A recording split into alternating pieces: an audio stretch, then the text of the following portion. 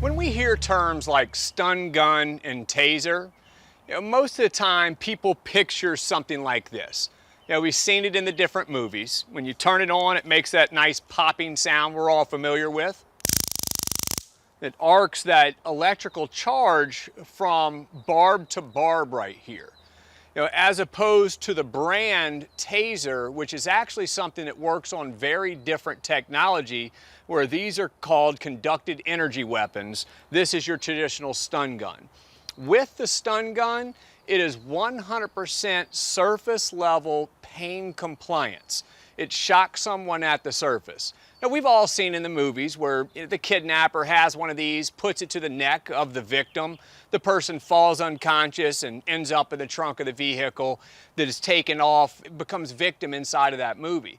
Well, that's something that was created by Hollywood. It's something that doesn't really happen unless somebody's just passing out because of the shock of the pain.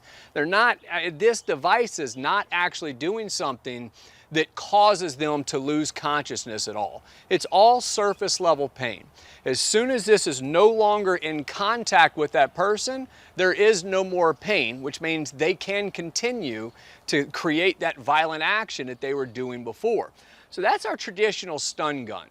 The difference with conducted energy weapons like this one from Taser is that it is not all surface level pain. They fire out different barbs, two different barbs. When you press the trigger on it, fires out these different barbs, and they're designed to have some deviation as they go out. So what ends up happening is we like to split the hemispheres on the aggressor to where instead of being all surface level, that conducted energy actually uses the body to complete the circuit. It passes through the body and penetrates and actually shuts down control over those muscles that those barbs penetrated into. And under the perfect conditions, where you do get that neuromuscular shutdown, there's a disconnect in between the muscles and the brain. And during that disconnect, that's where we see those traditional videos where somebody buckles up, loses control, and falls over. We don't get that neuromuscular incapacitation from your traditional stun guns, only from those conducted energy weapons. Now, these aren't mystical objects. There's still different variables that come into play. We still need to have a good understanding of them, how to use them, get training with them, and understand the limitations that they may have.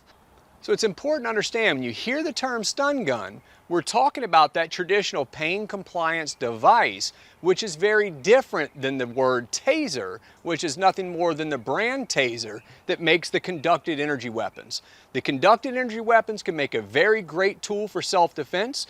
With them, with that neuromuscular incapacitation, it causes that person to lose control over that muscle function during that time, giving you the ability to be able to back away, to get away.